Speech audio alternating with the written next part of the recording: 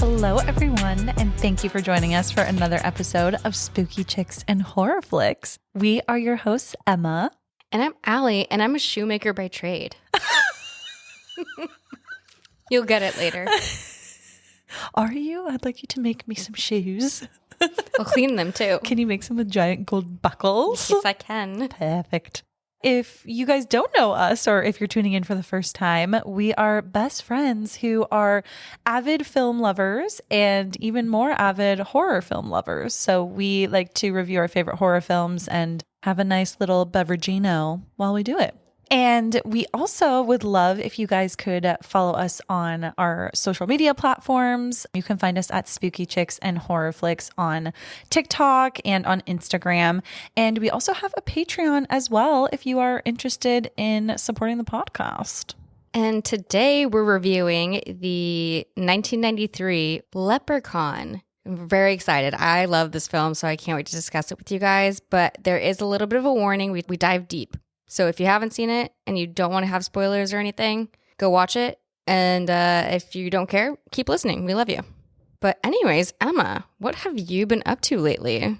Oh my gosh, I don't even know. I feel like Valentine's Day happened and then we have just skipped straight ahead and now it's going to be March in a couple of days and I'm just freaking out. I just can't believe that we're almost into the last month of the first quarter of the year. I have just been working a ton and working on the pod a lot with you guys, which has been amazing. And Allie, the producer, and I have been doing a lot of planning on a bunch of events that we're planning on attending this year and just kind of preparing as we approach our favorite season of the year, Halloween, which to some people might seem far away, but to us, I'm panicking every day that it feels like it's around the corner. No, girl, I feel you. I'm with you. Working a lot and loving doing stuff for the pod. I think the most exciting thing that's happened to me lately is I went to Islands with my mom last weekend and it was delicious. You love a chain. I love a chain restaurant. Give me a Chili's, an Applebee's. I actually sent Allie a TikTok last night of this gal who she celebrated her birthday at Chili's and got a party bus and everything was chili pepper themed. And I kind of feel like you need to do that in the future. Yeah, that's a dream. But speaking of a chain where I also love to eat and drink, what are we drinking today, Emma? Today we have a very special drink to honor the film Leprechaun. We are diving into some Jameson. I'm not going to lie, I do have a little bit of wine on the side because I'm kind of just sipping at my little Jameson cup. But girl, what do you think I got on my side? I'm Allie always has a little side of White Claw. Let's be real. I always have 3 beverages. But yeah, Allie, cheers to, God, what episode is this? 17, I think? March 17th is St. Patrick's Day. Oh my God, I think it is. Producer, can you verify? Is this episode 17? Oh my gosh. Oh my gosh. Oh my God. Why does that keep lining up for us so perfectly? Numerology, bro. I know. Cheers. Cheers, bitch. All right, so getting right into the synopsis of today's film. An evil, sadistic leprechaun goes on a killing rampage in search of his beloved pot of gold. This film has terrorized me for years. I remember seeing it when I was a child and just being absolutely terrified of Warwick Davis in this. Bro, reviewing this is my first time seeing it ever because I was like, why the fuck would I want to watch this? Now, it's Allie's favorite movie. I'm pretty sure this is now my favorite movie that we've reviewed so far and now one of my actual favorite movies. I think we're discovering that Allie really loves a good campy I love camp. Horror. Yes. I love a camp. I love a campy horror film. Give it to me all. I love it. Yes. I love it. And then just getting into some of the details of the film too. So it has a pretty low score on IMDb, but again, not everybody understands camp. And it's got a 4.8 out of 10 on IMDb. On the Rotten Tomatoes, it's 31% and the audience score is 33%. And I beg to fucking differ, people.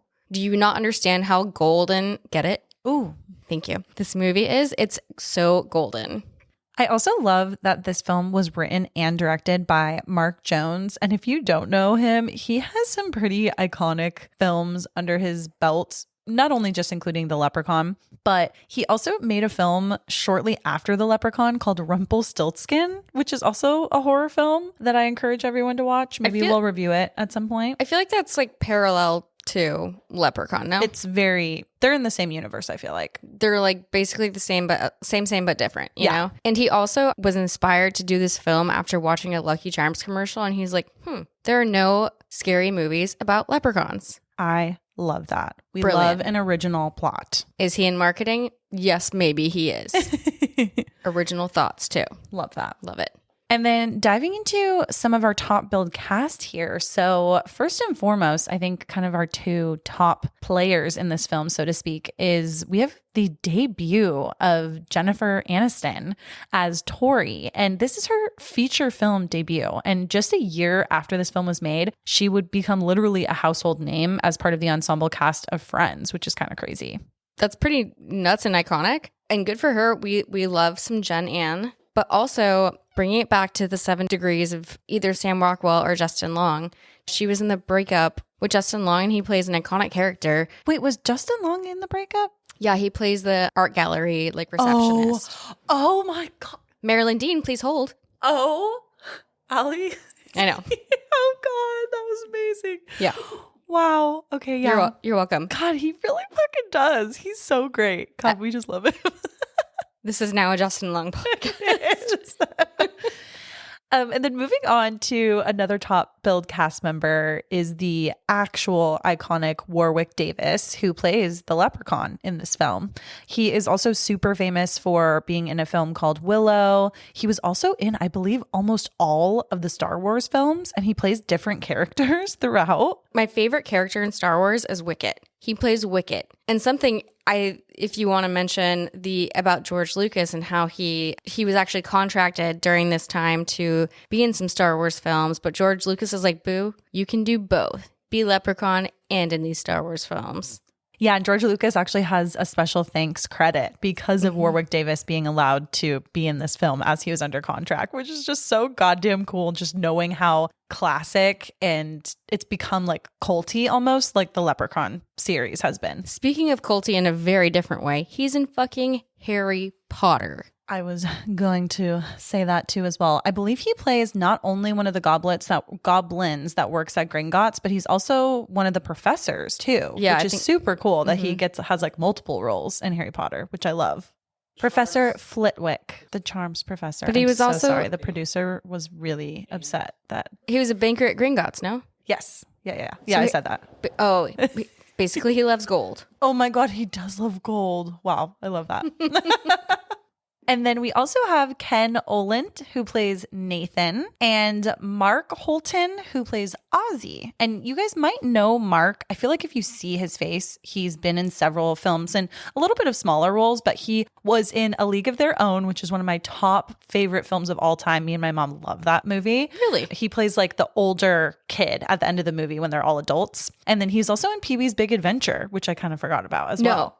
All I can see mostly in this film is when in Pee-wee's Big Adventure when Pee-wee gives him the black gum. Oh my God, Allie, yes. I kept looking at his mouth this whole movie, being like, is he gonna have the stained like mouth? Also, what does that remind me of? It reminds me of Penguin from Batman. Sorry. Why would you say that to me? I'm sorry. Emma does not like the Penguin. Oswald Cobblepot is my worst fear of all time. My bad. But also he plays John Wayne Gacy. That kind of weirdly makes sense. I feel like he like almost fits that too well. I know. John Wayne Gacy in the Gacy film. So Yikes. Check it out. ? We're not endorsing it, but we're not saying don't. Hey, I've seen it. You should watch it. And then rounding out our top build cast, we have Robert High Gorman, who plays Alex, and he is Nathan's younger brother. He's like kind of like the kid in the cast, and he is in Don't Tell Mom the Babysitter's Dead, which is such a great film. That's literally probably one of my top 8 films of all time. I love Don't Tell Mom the Babysitter's Dead, and he basically plays like the same kid. This must have been around the same time. Diving into some kind of basic info / fun facts, one thing that I thought was really funny is that Warwick Davis actually started to kind of regret making this film I think he sort of was like, oh crap, did I make a mistake? Is this a little too weird or obscure? And due to Jennifer Aniston's later success on television, actually, a lot of people ended up renting this film like years after it came out, kind of during her height of the Friends success. And it really spawned into this like lengthy series of sequels. And now it's actually one of Warwick's favorite movies and favorite films that he's worked on, which I thought was really cool. Something also that I want to note here that we don't get 100% accuracy on, but I wanted to kind of put it in here as an alleged fact. But Warwick Davis has also allegedly repeatedly accused Jennifer Aniston of denying that this film exists. I think when it first came out, she was also sort of questioning her involvement in it, especially after she started to have success with Friends. She actually replied to Davis once that she actually considered Leprechaun her first film success, but the beginning of her being an actress, it did actually embarrass her. And she later apologized for ghosting the film and for not really kind of owning it and being proud of it. My last kind of fun fact here before we dive into the film is that Warwick Davis also performed most of his own stunts on this film, which I thought was so cool. It was very challenging to find a stunt double for him. If you all don't know, Warwick is actually a little person, and it was hard to find a stunt double that matched his size. And unfortunately, during filming, he did suffer a bit of a lung infection, and he did have to have a double. And his taller stunt double later comes into play kind of in the bear trap scene. And his name was Deep Roy. And he was actually the only actor who didn't get hurt when it came to stunts. Getting right into the film, we open with a little scene where we're in a cute little mystical dwelling, and it kind of looks Lord of the Ringsy, just kind of like a cave with mist. And we see our leprechaun, and he walks in all cute and strutting his stuff, and he's admiring some gold. And he says, "Try as they will, try as they might, who steals my gold won't live through the night." So keep that in mind. Ooh, ominous. Ominous. And then I want to take a second here to describe to you guys what this little leprechaun man looks like. So he is very old looking. Like, he's not cute like the Keebler elf. You know what I mean? Is a Keebler a leprechaun? Yeah. Oh. No, he's not. He's an elf. I don't know why I said that. I'm sorry. I was so sure of myself. He doesn't really look like your average leprechaun on like the Lucky Charms cereal box. He's a little scary looking. He's got kind of sharp teeth. He's got lots of wrinkles, and he's hairy, and, you know, he's got his little green suit on with his hat. He's got striped socks with these little, would you call them like boots or little shoes? It reminds me of like a puritanical shoe. Like a loafer with some gold buckles. And a fun fact actually here is that Warwick Davis actually felt that these shoes were so essential and important to this character. The huge platforms were a little challenging for him to walk in, but once he really got it down, he really used it as a distinctive trait and developed this gait that is just seen all throughout the film. He said that the shoes actually did more to get him into character than even the makeup did. And because of this, he actually insisted on having the shoes in every Leprechaun film that he starred in, which I love. When you see this movie, you'll understand his gait. You said he's not cute, Emma. I think his little gait and his everything about him is cute. He's just, I think I'm still having trauma from when I was a child and was scared of him. Well, that's the difference between watching when you're a child and when you're in your 30s. I might think that he is cute if I watched now. And then after he's admiring his gold and we see our leprechaun kind of for the first time, we cut to a scene where it's this random ass limo in the middle of nowhere, seemingly. And we get our first glimpse of O'Grady. I thought it was John Goodman at first. I didn't. It kind of looks like him. Yeah. The angle at which they shoot him drinking, he grabs a huge bottle of Jameson and is chugging it. So we just kind of see the chin up version. And I was like, oh, bad angle, but also John Goodman? Question mark? Question mark? It's not. It's O'Grady. And a fun fact about the actor that plays O'Grady, who is Shea Duffin. So he was also in Titanic, which is one of mine, Allie's favorite films. He is in the very beginning, and he's the bartender, and Jack and Fabrizio are like, we're going on the Titanic. And then the bartender at the very beginning is like, no, mate, Titanic be going to America in 5 minutes. So I will leave you with that. Allie wanted to make sure that that was very clearly noted. I said we have to say this. And by we, I mean me. So then when, O'Grady has now arrived back at his house, it's the evening and he's arrived in this limo. Seems like he's feeling really great about himself. And his wife actually greets him at the door and she's a little mad at him. And she's like, what's going on? And he tells her that they're going to be rich and they're going to leave this dump and they're going to get a mansion. And she's like, what are you talking about? And you can tell she's probably like, okay, this guy's just drunk and just talking crazy nonsense. So then Danny ends up actually showing his wife that he has a bag of gold from a leprechaun that he's brought back from Ireland when he was actually supposed to be there burying his mother. And in this scene, what happens actually is he has his mom's urn and his wife is calling him out like, weren't you supposed to leave that back in Ireland? And when he cracks it, that's when we actually see that there's actually gold inside of it. And he's like, boo, we rich. Mansion the fuck up. I wish the producer would do that to me. Hey, I wish we could all mansion the fuck up. Mm-hmm.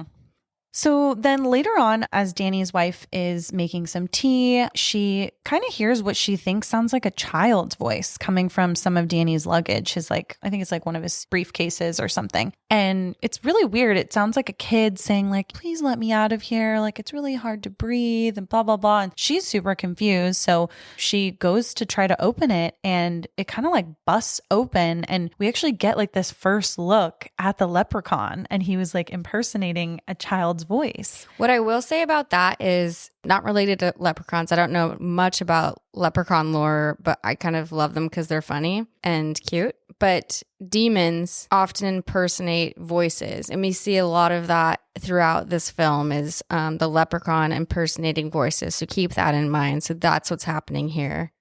And he actually ends up pushing down O'Grady's wife and he kind of pushes her towards the basement door and then pushes her down the stairs.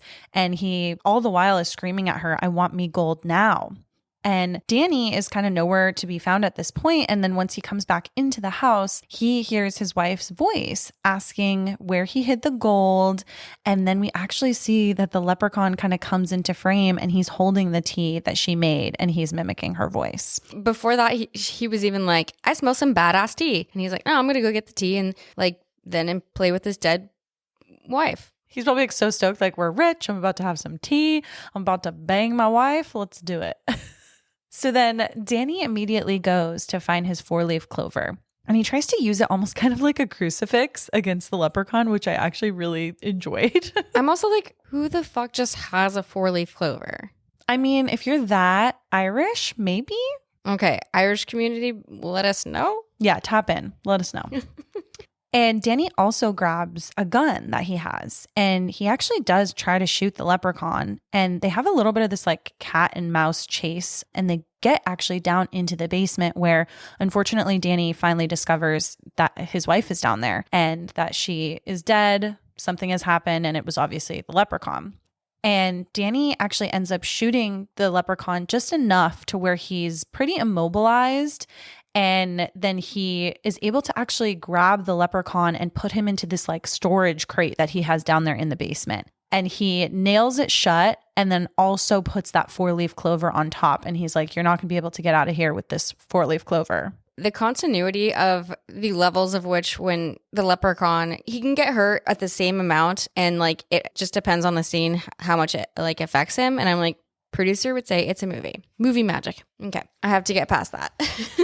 That's a good point though, Els, because I had that same thought several times later in the film because there are moments where you would think that he should be getting a lot more hurt, but it's a little vague. They allude to several times where his magic might be weaker than other times. I think it really has to do with like how close he is to his pot of gold. Also, maybe his Adderall's wearing off. But anyways, so now our leprechaun is in this crate. It's been nailed in. It's got the 4-leaf clover on top. And basically Leprechaun is like, bitch, you can't kill me. I curse you. And to Danny O'Grady, he's like, bro, be careful. You old. You might have a heart attack or something. And then what? Well, so then Danny is kind of doing all these little things and he's exuding some physical labor. I mean, he had to nail the crate shut and then he drags his wife back upstairs and out of the basement.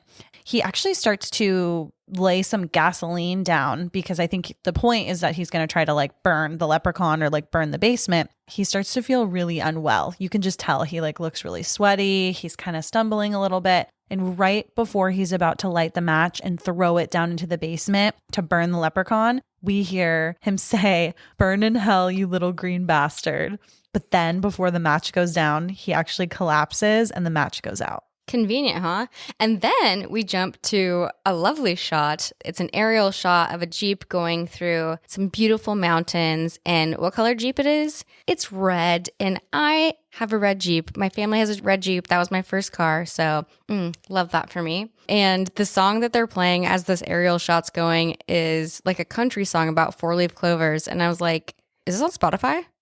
How do we get this song? Yeah. And the producer's an avid country fan. And I think Allie and I both were like, do you know the song? And can you get it for us? Because it's kind of a banger. I mean, yes. If anybody finds it, and send it to us.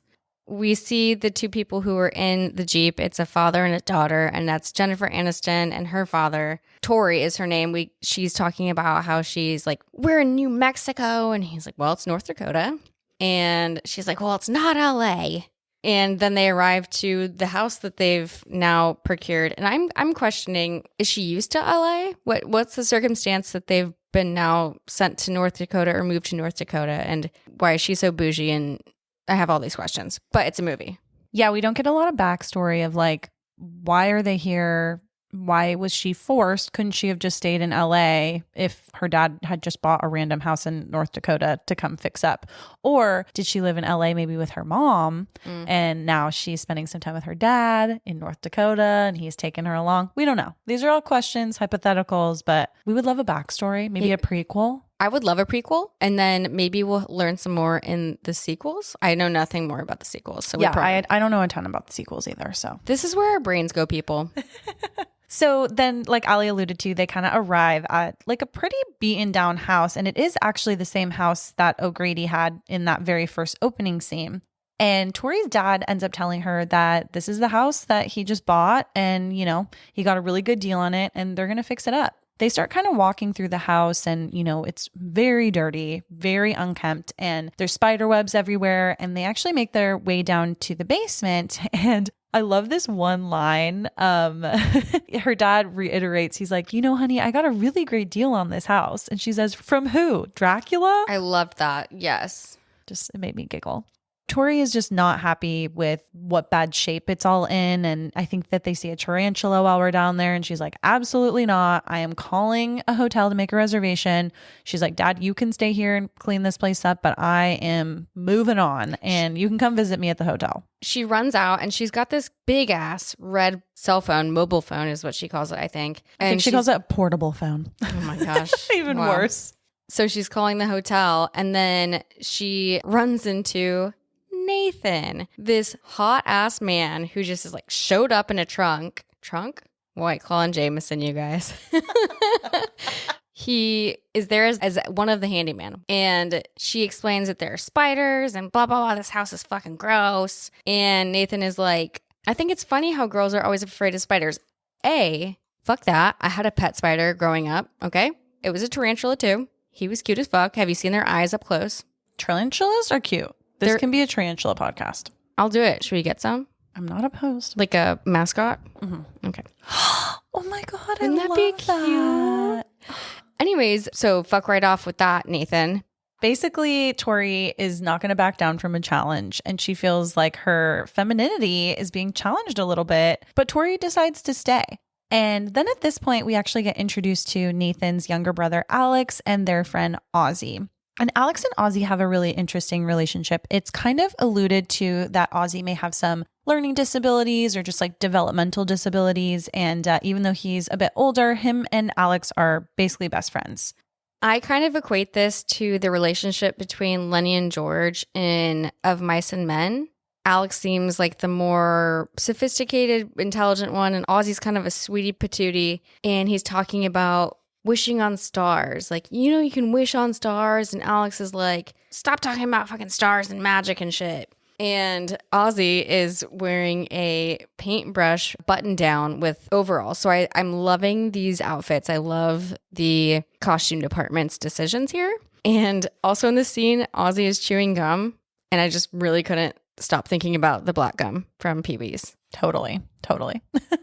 And then as their kind of intro passes, Tori actually ends up going back down into the basement and kind of following Nathan, who went down there. And she's bringing some lemonade that she just kind of put together to bring over to him. And we actually see the leprechaun from the vantage point of inside the crate, and we see him kind of asleep.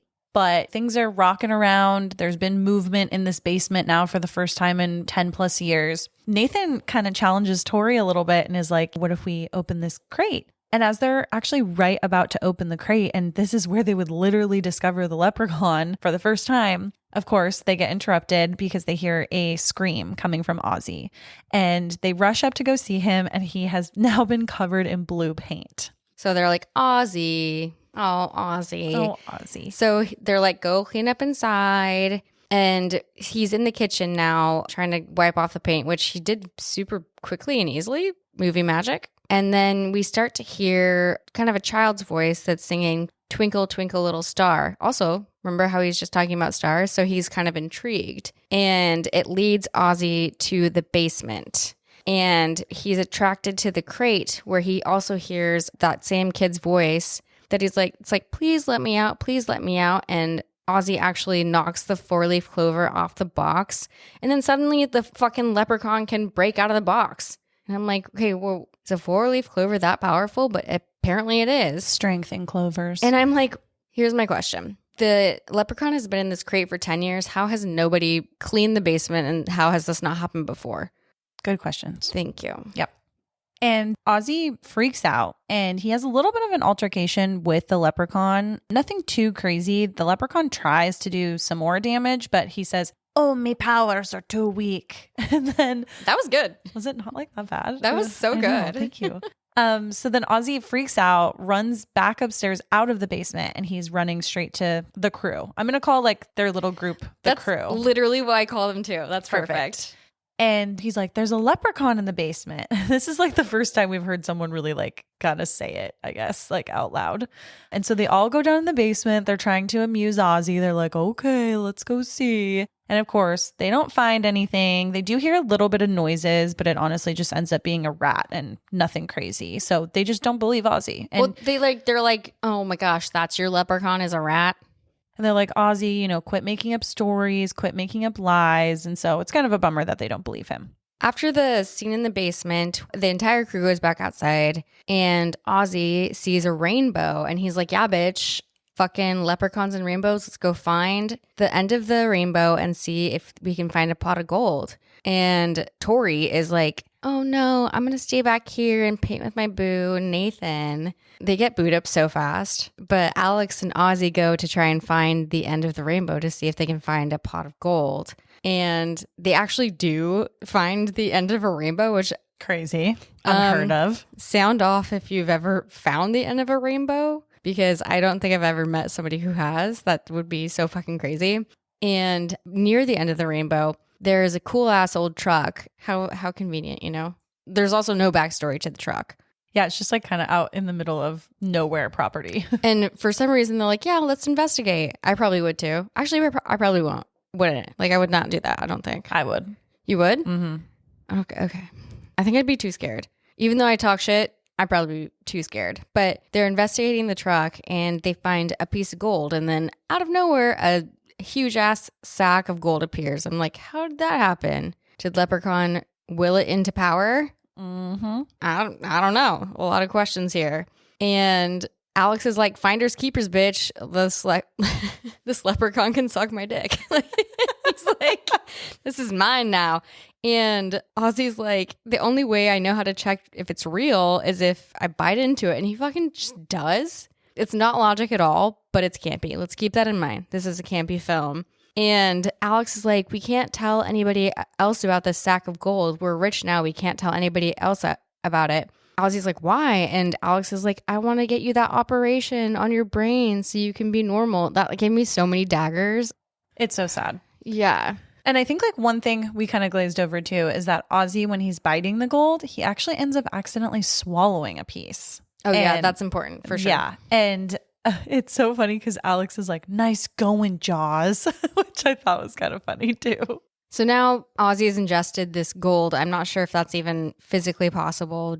Ozzy is like, my brain's fine. And Alex is like, no, we're going to get you that brain operation. And Ozzy's like, do people make fun of me? And Alex is, nah, man, just behind your back.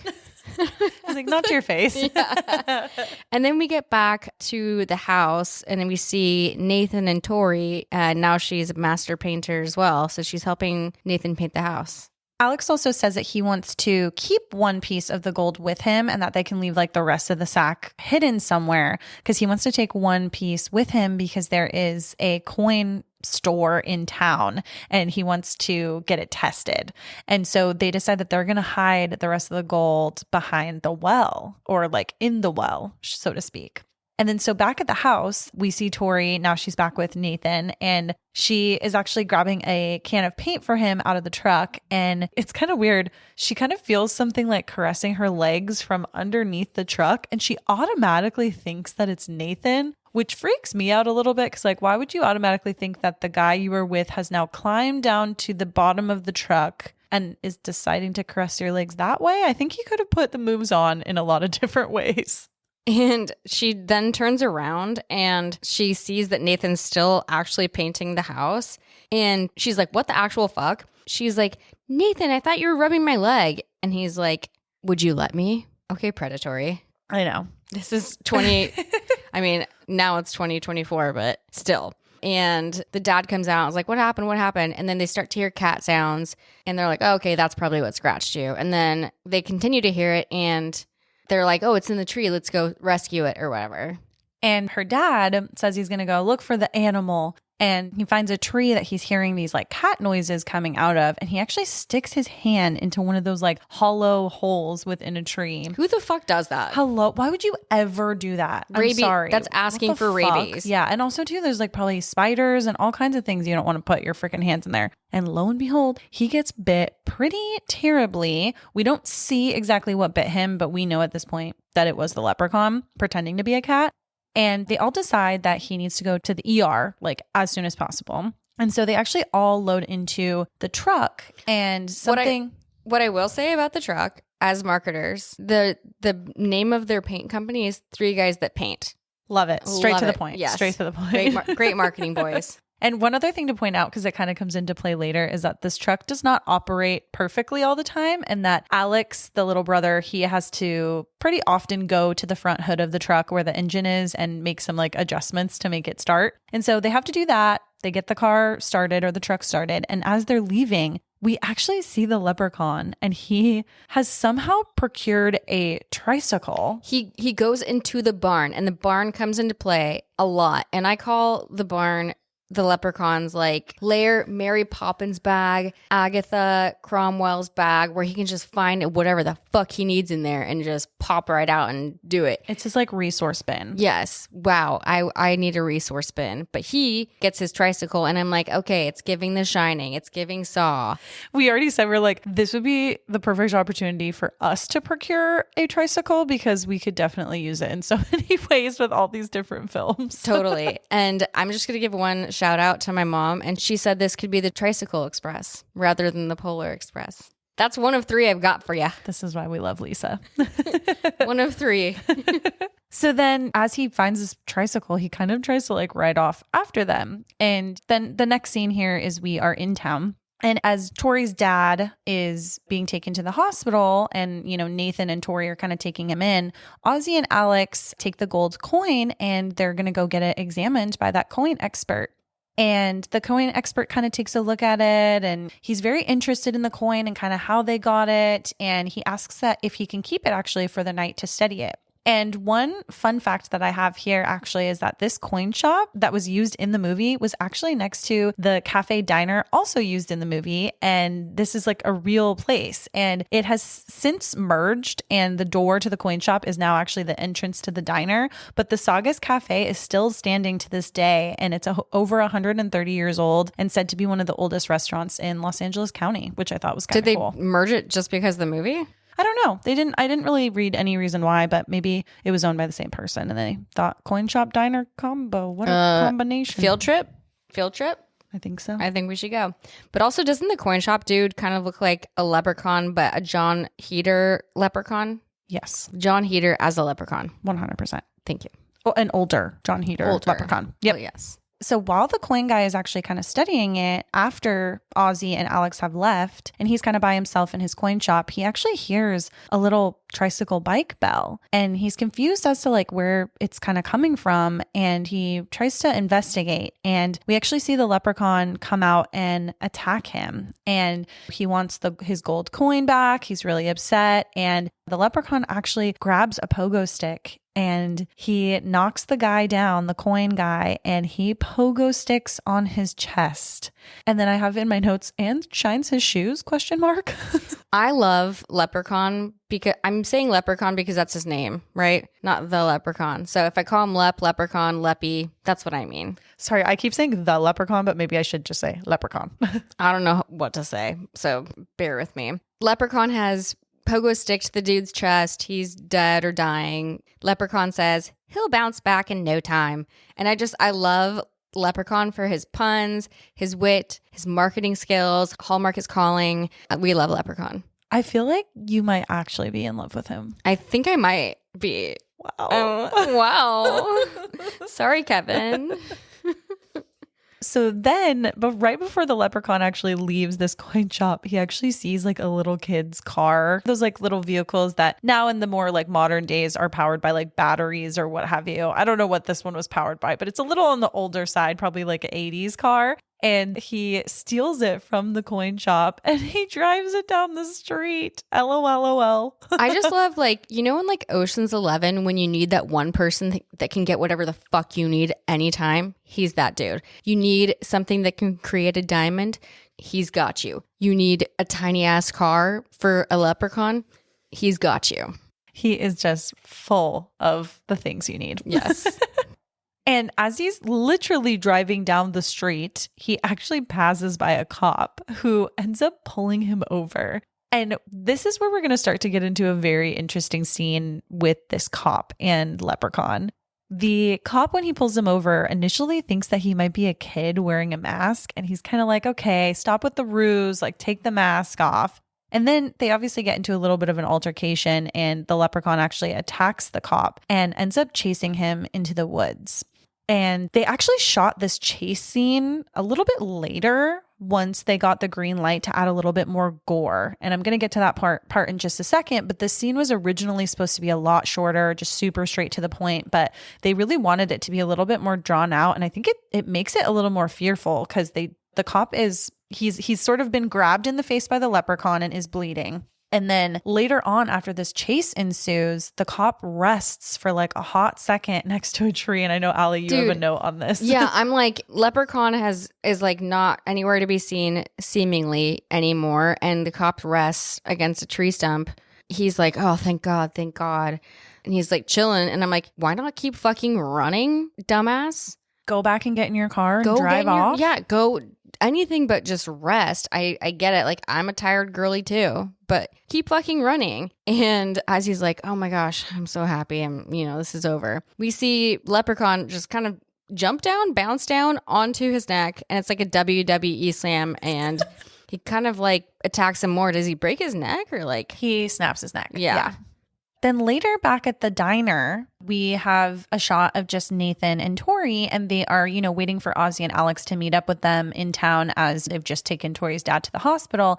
And they're just kind of chit-chatting. And this scene goes back and forth a little bit between kind of what the Leprechaun's doing or Alex and Ozzy is doing and then what Tori and Nathan are doing. But one thing I wanted to point out here is in the diner when it's just Nathan and Tori, they talk a little bit about how she doesn't eat meat. And Allie actually called out that she would never eat a living thing. Meanwhile, the leprechaun has gotten back in his little vehicle and he has driven it back to the house. He's actually like searching for his gold. And as he's like in the kitchen of the house, he's kind of like tearing everything apart, just like pulling things out of the cabinets, like doing this and that. And it's so funny because we get this scene where he pulls out a cereal box and it totally looks exactly like a Lucky Charms box, but it's actually called Lucky Clovers. And he's like, Dad?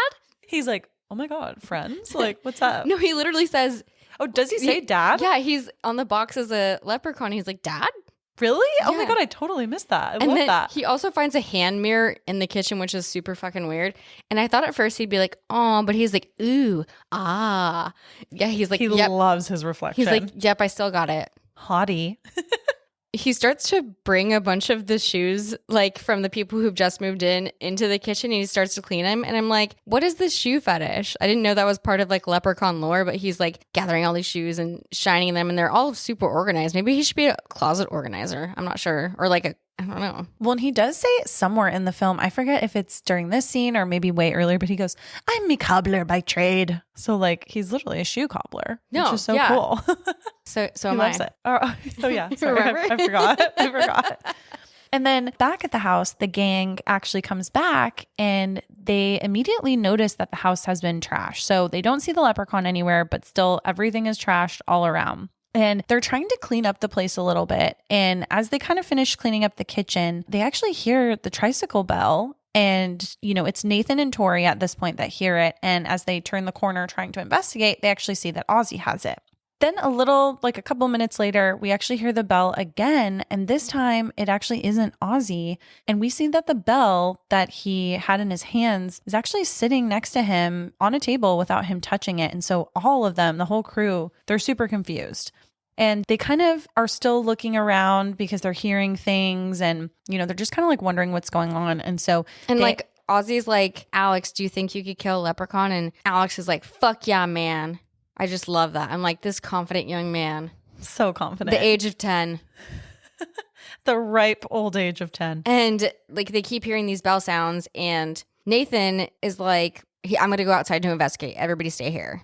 And as he goes outside to investigate, he actually falls into a bear trap and his leg gets caught. And this is where Nathan, for the first time, comes in contact with Leprechaun. And I said LOL at this fight scene because they kind of get into this fight together. And I sort of love, whether Mark Jones made this intentional or not, I love that Nathan is at a disadvantage because he is a very tall man and he's been caught in this bear trap with his leg. So now he is shorter and can't really stand up all the way. And he's fighting the leprechaun sort of at the same height, which I think is hilarious. Well, I hope all of this is intentional because I think it's all brilliant.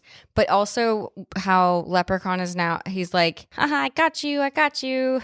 And then the rest of the crew actually ends up coming out just hearing all the commotion. And they all kind of try to fight off the leprechaun, just grabbing various things around the yard to like hit him with. And they tell Ozzy to go and call the police. And he does. And he tries to talk to the sheriff, but they obviously know Ozzy from around town. They know that he's maybe a little bit on the slower side. And hearing Ozzy complain about a leprechaun, they really don't believe it. And they're like, okay, Ozzy, sounds good. It's like kind of like the boy who cried wolf, but the boy who cried crazy fantasy creatures. But in my mind, this one's real. So are the other ones real too? But basically they're saying, like the cops at the station are like, haha, no, we're not sending anybody. So Nathan has now gotten out of the bear trap. Also, where the fuck did we get a bear trap? And Tori's outside with him and she's like, that was no fucking bear. And I'm like, no fucking shit. You fucking think that's a bear? You saw it with your own two eyes. If anything, it was just a cub. A cub that is green and very powerful.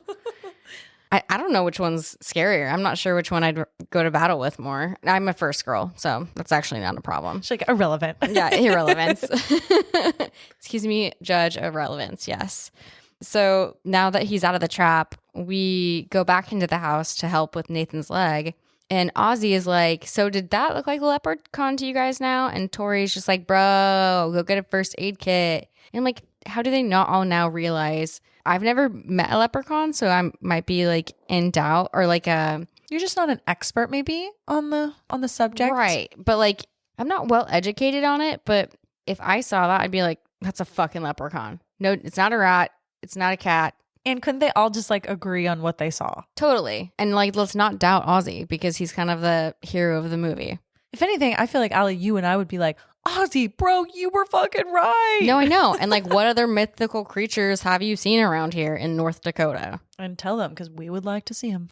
So anyways, they think that the leprechaun is dead because Nathan has shot it. and they're all like, okay, let's get out of here while we can. And they are heading outside to all go to get some treatment for Nathan's leg, which is bear trapped out. And they're in there. And of course, it's not starting because it's wishy-washy, just like Emma said. And they send the little boy, Alex, to get under the hood.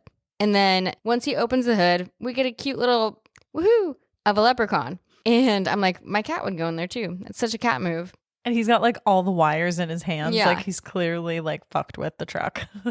And suddenly he breaks through the front windshield and Tori burns his nose with one of those cigarette lighter things. Can you believe that was a thing? I burned my finger on one of those when I was really, really young and my parents were inside something and it hurt so bad. I just stuck my finger right into the hole. Why would I do that? Well, also, any kid would do that. So why was that a thing? So dumb. That's wild. And then Leprechaun is like, tee-hee, tee-hee, and he runs into the barn. And then I love this part too because he like goes into his resource area, as Ali and I have alluded to, and he literally bursts through the barn doors in his little vehicle and he runs right into the truck, rolling it over. Like, is that even fucking logical? With his tiny ass like little plow. Why did they have that and how did he procure that? Yeah, it's so small. It's different than the other little vehicle that we talked about that he took from the coin shop. I got to talk to this man. Yeah. How does all this stuff come in?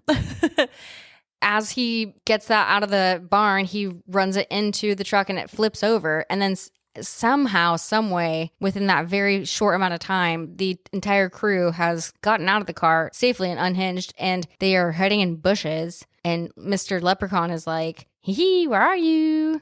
Yeah, and he ends up actually chasing them also back into the house. And as he is chasing right after them, he actually gets his hand stuck in the door frame as like they're closing it on him. And his hand actually ends up getting cut off, but the hand gets cut off inside of the house. And it's still moving and giving like Thing vibes from Addams Family. I said it's giving Evil Dead 2. Oh my God, yes. And Trick or Treat. Yeah, oh my God, 1000%. I love horror films that are all like a little reference to each other. We love little nuggets. Yes. And so his hand actually helps him open the knob from inside. And so the leprechaun gets in, and the leprechaun does not immediately go to the crew. I think he's trying to kind of like hide from them a little bit and wants the element of surprise again. And so at this moment too, the crew, Tori, she's actually calling the police, and she says that they tell her that they're going to send someone.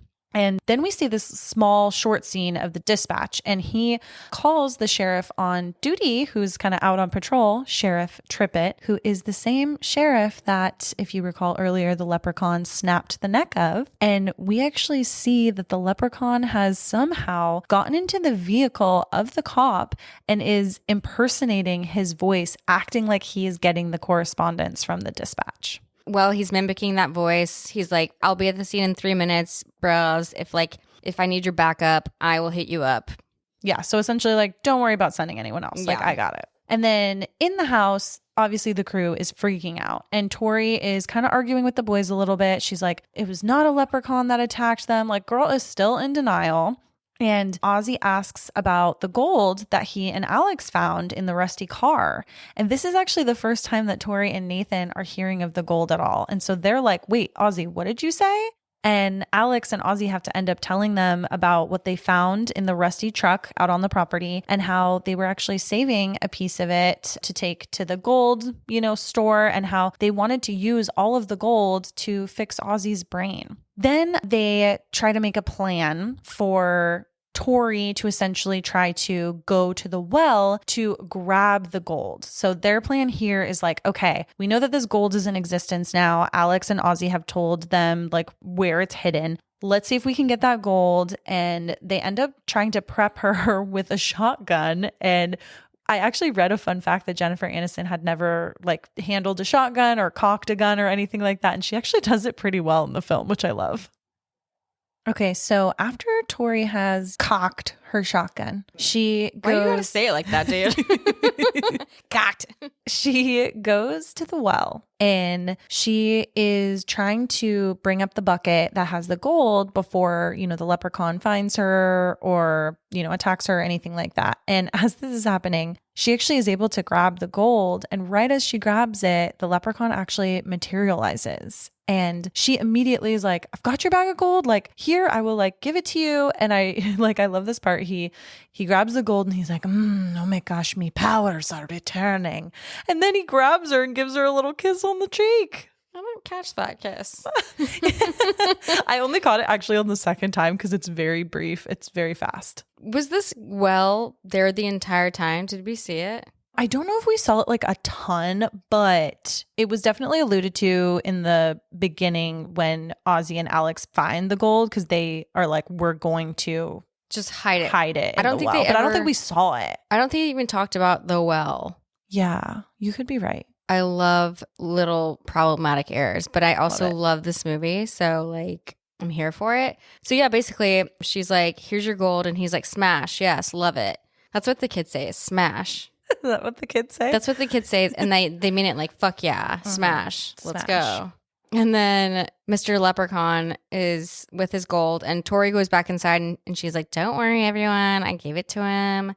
She's like, it should be all over now. And it cuts to this scene that I fucking love. And he's sitting like a cutie patootie out in the farmland and he's counting his pieces of gold and it should be 100 and he's like counting him and we see this stolen cop car with the dead cop and it's just got its lights on and he's just like 1, 2, 87, like blah, blah, blah. It's so campy. It's so funny. And also how did he drive that cop car to the house? Not to no offense, but how did he drive that? Good question. Yep. Thank you. Yep. Thank you. I could see that in your face. He gets to 99 pieces of gold and then he realizes he needs to fuck shit up to find the 100th. And as viewers, we know, unfortunately, that 100th piece is in Ozzy's tum-tum. It's in his tummy. He's got a stomach ache. Yeah. We cut to back inside and the crew is trying to take care of Ozzy and Nathan who have been hurt. And Tori's like, Alex, get us some fucking ice. And our leprechaun has an affinity for fitting into very small places and jumping out at people. So of course he's in the freezer and jumps out of the ice box. And he's like, Batch, where's my fucking other piece? And then Ozzy actually pulls the leprechaun off of Alex and our leprechaun ends up burning his hand on a stove burner, one of those stovetop burners, which is very triggering for me because it's terrifying. That's one of my worst nightmares. But he pays no mind to it and he's like, we're cooking now, kids. Fucking Hallmark is calling at Leprechaun. It is calling. Or he belongs in marketing. I'm not sure. I will take him on our team. Yeah, so will I. Hey, you're hired. But he spatulas his hand off. Yeah, it's really gross, honestly. It's not that graphic, but it is pretty gross to think about. But he's like, ooh, it's not even a thing. But it reminds me of Army of Darkness when Ash peels his face off of the stove with a spatula. And I'm God. I just love these little tie-ins with everything. These little odes, whether they're intentional or not, they are literal gold. You're golden. You're so golden. I would do anything for Harry Styles. You're so golden. I would give him all my gold. Yes, you would. And all your Lucky Charms, too. All of it. So then, Nathan and Tori are going around the house with the shotgun trying to find the leprechaun because he's kind of run off at this point. And the leprechaun actually comes out of the chimney. And at this time, Nathan actually shoots him. And he is actually down for a quick second. And then he, of course, comes back and then runs away. And then this next scene is hilarious. And Allie, you probably have a note here, but we see Nathan and Tori looking down a hall and they have the shotgun and they're shooting at the leprechaun who is riding horizontally back and forth on a skateboard, but he's not standing on it. He's sitting on it.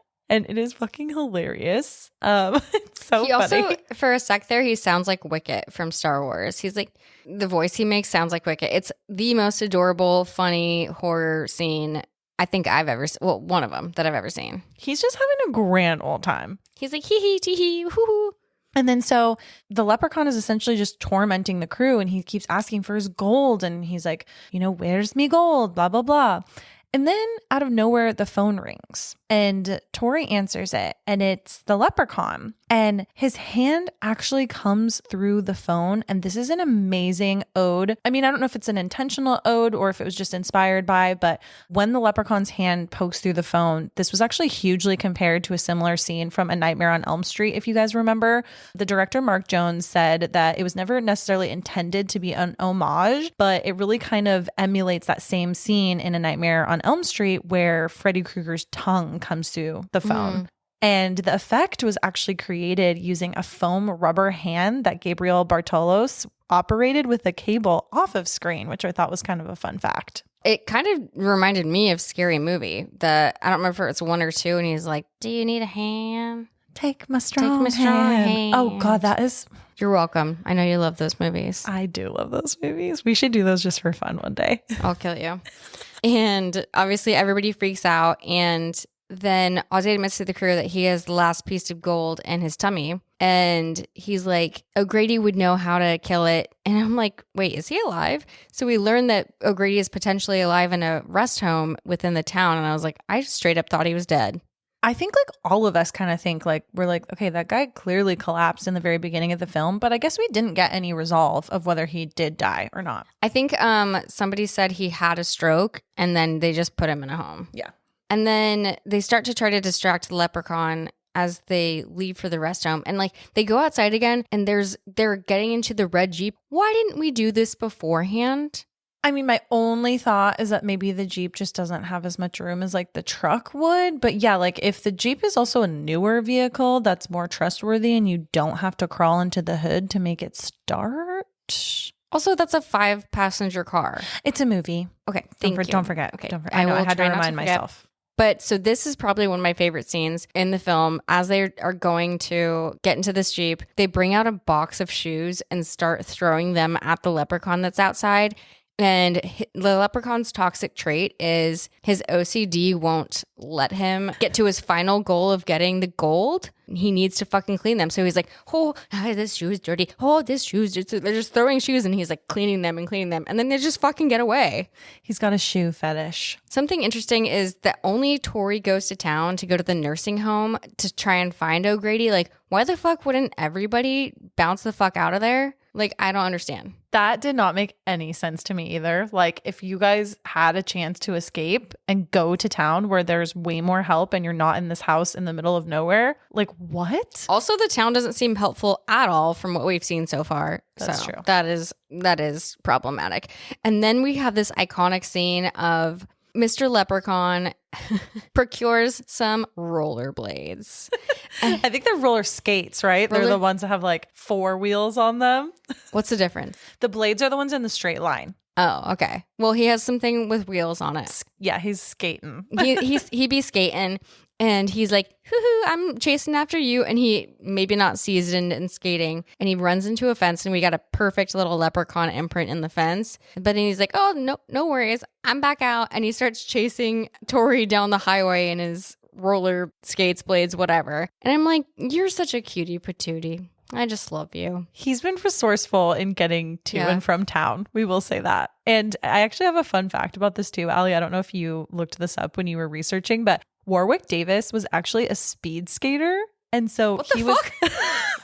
I know. I'm going to say, you guys, allegedly. I don't know if this is factual. I mean, we can't always trust the internet, but he was actually wearing his own skates during this scene. He probably has like custom ones. He probably does. And he also did this stunt completely himself. And he said that the road was actually pretty rough and the wheels didn't really roll that well. But when he got to the gravel, he actually had to run over the gravel to reach the fence. So he wasn't really skating over the gravel. Like when he had that fence scene where he like busted through it, he had to kind of like almost like tiptoe through it. All of his scenes, he's just amazing in this. And I love it so much.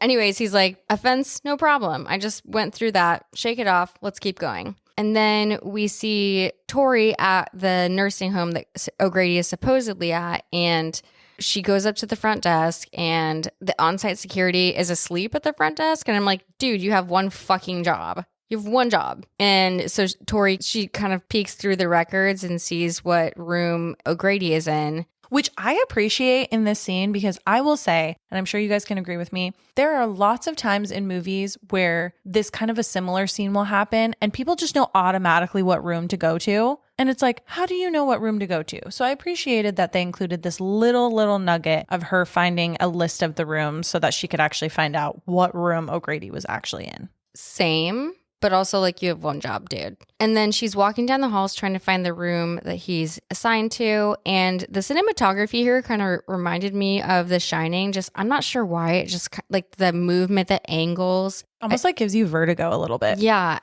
I liked it because I love cinematography, but it was, like, also giving me motion sickness a little bit.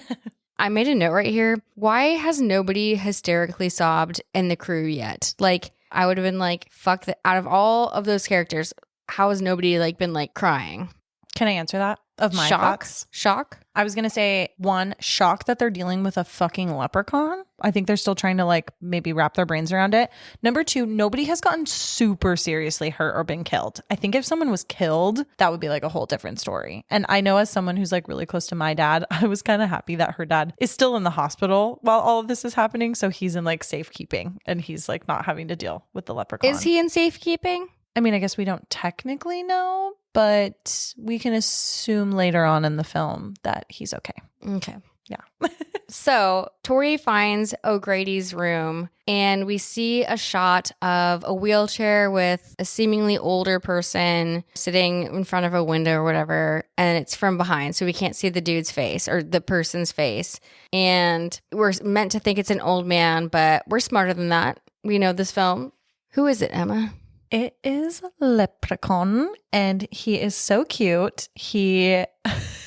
And I say cute because he's like, I don't know if they fluffed his hair up a little more or something to just make it look like an old person, but it's just so cute. And he just kind of like turns around because he's been, impersonating O'Grady's voice for a couple seconds while Tori has entered the room. And of course, to everyone's surprise, but also not surprised, it's Leprechaun. And this is like the best ever too, because at this point, he doesn't decide to get off of the wheelchair that he's been sitting on. He decides, you know what? I'm actually going to chase Tori down the halls of the hospital. So what's kind of funny about this, I love that Warwick Davis does most, if not all of his stunts. For this shot, running down the hall, he's still in the wheelchair and they had to shoot it in slow motion. So Jennifer Aniston is running kind of in slow motion, like running and jiggling her body because they had to make sure Warwick Davis could like keep up while he's in his cute ass little wheelchair that's too big for him. It's just so silly. And I also think it's kind of funny here because it's kind of vague what this place is. Like, is it a nursing home? Is it a retirement home? Is it a hospital? It's kind of like all of those things sort of in one. And I think it's really cool that the hospital that's actually used in this scene was actually the same hospital used in Halloween 3, Season of the Witch in 1982, which I thought was fucking awesome. That's awesome. And then so Tori ends up actually escaping the leprechaun and going into the elevator. And as she's in the elevator, we actually find Mr. O'Grady, and he sort of hangs down from the ceiling, like half of his body, and he's still alive, but you can tell he's very badly beaten. He's got blood all over him, and he is chatting with her, and she's like, we got to get you like down here. Like, this is crazy. And he tells her, he's like, you need to kill him. He actually ends up telling her how to kill the leprechaun, which is, what she inevitably came there to find out in the first place. And he says, you need to find a 4-leaf clover and you have to put it somewhere on his body and then you will be able to kill him. I don't understand why he so calmly just came through the ceiling of an elevator and is now speaking just like, yo, bitch, you got to do this. I'm chill. And I know, he's just hanging there like, yeah. I wish you could see me right now. I have my arms up and he's just like. He's literally hanging down like, from hey. the singing of the fucking elevator. And he's like, what up? This is what like, you gotta do. You gotta kill the leprechaun. Here are the steps. I'm chill. And then I'm a peace out. And then he basically like dies. I also have a fun fact a little bit about the four-leaf clover. I actually read that Mark Jones, the director and writer of this film, he wanted the four-leaf clover to kind of emulate sort of how there's only one way to kill vampires, which is like with a stake, right? So he was like, what could I relate that to leprechauns? Okay, we should have this like four-leaf clover somehow sort of included here in order to make him actually die. So just keep that in the back of your brains. That's kind of scary to think about. And during this scene, actually, too, before Mr. O'Grady actually completely like expires, Okay. he tells her that she can find a four-leaf clover in the clover patch in the front of the house. So, Convenient. very convenient. So after Tori has talked with Mr. O'Grady before his demise on the ceiling and has told her where to find a four-leaf clover and how she needs to put it somewhere kind of on his body to sort of like weaken his defenses, I guess, to be able to kill him, she races back to the house and she immediately starts looking for a four-leaf clover in the clover patch. And while she's there, the leprechaun actually attacks her again. So he somehow made his way now back to the house and he chases her across the yard. And as he chases her kind of across the yard, you know, she's in kind of like the back of the property. And Tori actually finds the cop car. And I feel like she feels a little bit of relief, just like hoping that they've come to help her whole little crew. But she actually finds that it's the cop that has been killed by Leprechaun. And the leprechaun actually ends up catching up to her and she sort of like crawls into the cop car to try to get away from him. And she ends up actually stabbing him in the eye with a nightstick, those sticks that cops kind of carry around. And he loses his eye from it and ends up grabbing an eye from the deceased cop and then putting it back into his eye socket, which is so much giving me Jeepers Creepers vibes. And he's like, an eye for an eye, my dear. See, here he is with the puns again. Hallmark. Where are you at with this guy? Seriously.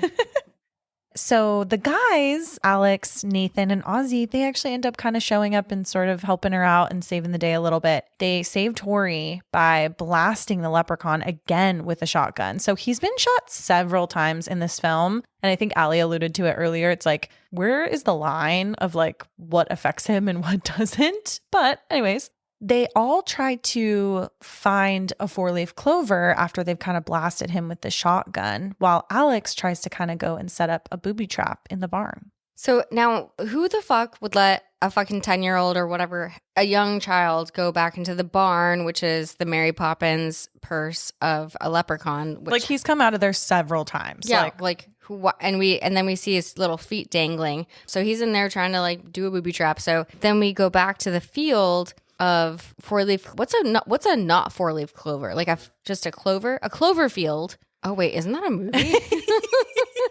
It is. Anyways, they're in a field of clovers in North Dakota. Sure, I buy that 100%.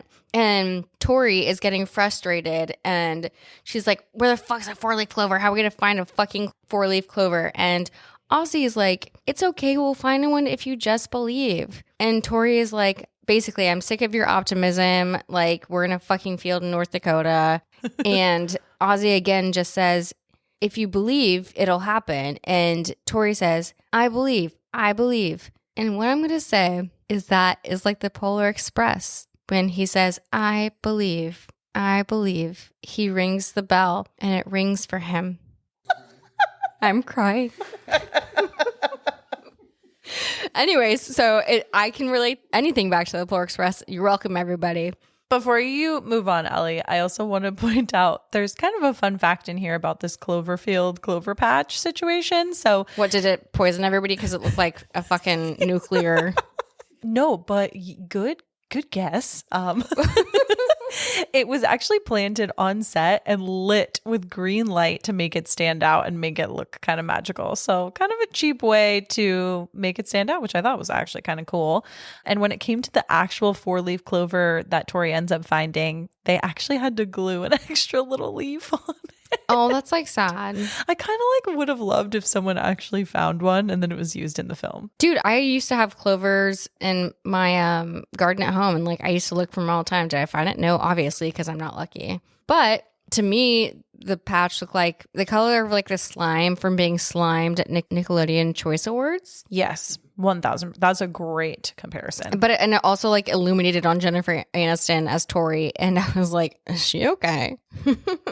This is magical. But basically, when Tori started to just believe, she found a 4-leaf clover that was basically a makeshift one, as Emma just said. So this is a lesson, though, to everyone to just believe. Thank you. In many a way. Mm-hmm. In whatever way you need. I like that sentiment. Thank you. And then we go back to Alex is now alone in the barn again. And we see Leprechaun just fucking attacking Alex. And Ozzy is like, Batch, it's me you want. I have the gold coin in my tum-tum. Come after me. And they run outside the barn. And Leprechaun is chasing Ozzy as he runs out. Alex is chasing both of them. And Alex is like, hey, Leprechaun, fuck your Lucky Charms. And he shoots him with a slingshot and a 4-leaf clover into his mouth. That's a really good shot, like straight into your mouth. Pretty good.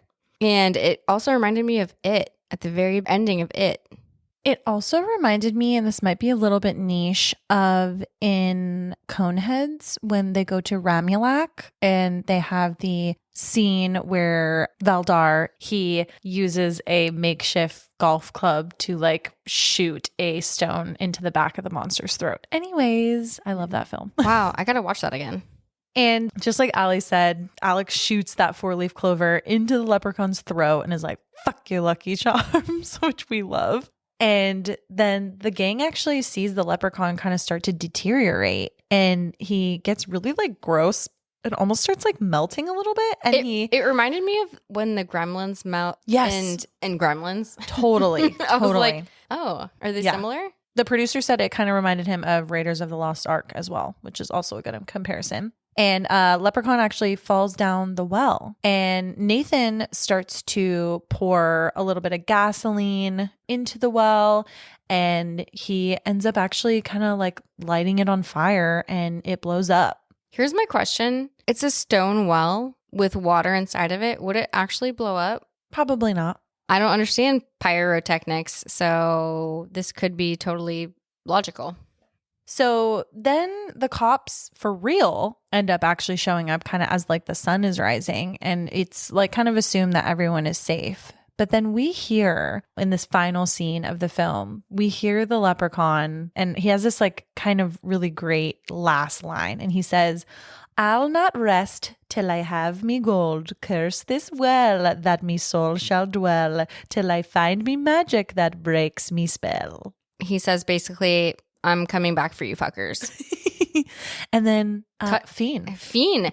Also, Fiend, but what the fuck happened to the dad? We kind of touched on this a tiny bit earlier, but yeah, we don't see or hear from the dad again throughout this film. But I do kind of forget if he is mentioned at all in any sequels. I do not believe that Jennifer Aniston is in any of them besides this one. So basically, we don't know what the fuck happened to dad, but hope all is well. Sending our love and prayers. Yep. And Ali, did you think this film at all was scary? I did not think this was scary at all. I thought it was pure comedy. I thought it was a great mix of campy horror and comedy. And honestly, I thought it was amazing. Seriously. And I also think Ozzy is the hero of the film. But did you think it was scary? Yes and no. I thought it was so scary as a child. And to be honest, there was, I think, a little part of my little childhood heart that was like a little nervous to watch this again as an adult and see if I maybe felt the same ways. Because when I was a kid, I used to be repeatedly scared that the leprechaun was walking around my bed at night, but that I couldn't see him because he was so little. Okay, I don't like that thought, but all in all, that just to say, no, watching it now, especially for this podcast and talking about it with all of you, I do not think that it was scary. I kind of follow Ali's sentiment. I thought it was fantastically done and I really loved the campiness of it. And Warwick Davis is just fantastic. He's just a true gem. He is a true gem. And I guess like on that note, Ali, what was your favorite scene? I cannot choose. I wrote down a couple that like I can speak about, but there's so many because I like this so much. You guys, if you listen consistently, you know I kind of shit on films and I don't like some of the films you talk about, and I'm kind of the devil and Emma's the angel on your shoulders. But this one, like, I'm like, fuck yeah. One of them is when Alex, at the very top of the film, they're doing the painting job and he's like, I need a beer. We didn't speak about that, but like, We he's didn't. like, That's a good part. yeah. Those union workers, like, you got to get your beers. And then those young kids need their beers. And I think the other one that really stuck out to me is when they are getting into the Jeep towards the end and they throw a box of shoes at him and he's like, oh no, I can't chase after them because I got to clean this shoe. I've got to clean this shoe. And I loved that so much. Like, it was just the cutest. But anything with Warwick Davis in this was just the cutest little thing. And like, he should have gotten like awards for this. But He should have. What was your favorite scene? I agree with you, Els. I loved all of those too. But I do think my favorite was when he saw himself in the mirror and was admiring his appearance. Like, I straight up thought he was going to be like, oh, but he was like, ooh. Yeah, I thought it was almost like, it kind of reminded me a tiny bit of Hocus Pocus, of like, they get their youth from sucking the souls out of the young. And so sometimes they would see themselves when they haven't gotten a soul in a while and they've looked a little older. And like, I'm thinking Warwick Davis or Leprechaun is going to be looking at his reflection like, oh God, but he's all, oh, hey. I thought of the Grinch. Ooh, Like, oh, that's a good one. Ooh, where he's standing in the mirror, he's like, ooh, oh, I'm not going. Thank you so much for saying that, because if you guys haven't seen Leprechaun and you're trying to picture Warwick Davis's face, that's actually a good way to baby Grinch describe it. Is the wrinkles on the Grinch's face, they're sort of the same as the Leprechaun. And like, as baby Grinch. This is so irrelevant, but I have a good friend that can do an amazing baby Grinch voice, so maybe we'll have her on sometime. I would love that. Yes. But yeah, I mean, I think that just about wraps it up today for the very first Leprechaun, a 1992 film, arguably 1993 when it was released. And we loved it. We hope you guys all loved it too. I guess this is going to come out before St. Patrick's Day. So happy St. Patty's Day, everyone. And we hope that you celebrate by watching Leprechaun. Thank you all for listening to another episode of Spooky Chicks and Horror Flicks. We love you all and can't wait till next time. And on that, always have your 4-leaf clovers. Happy fucking St. Patrick's Day and stay spooky fuckers.